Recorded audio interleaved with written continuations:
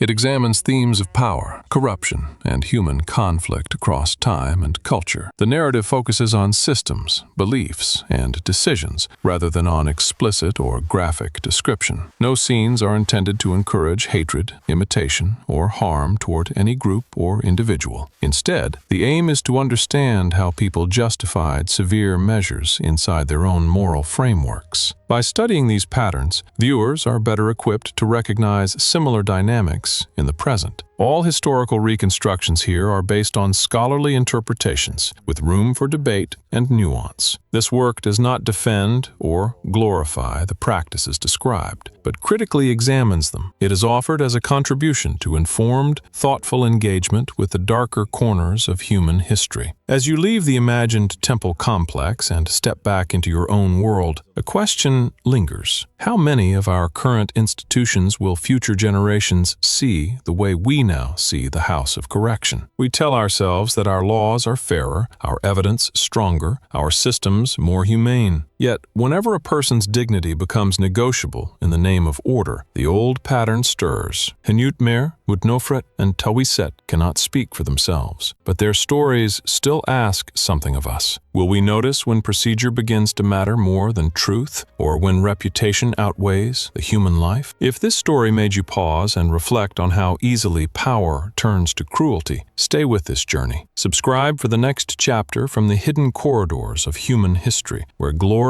and harm walk side by side. Because remembering those the record tried to forget is the smallest act of justice we can still offer.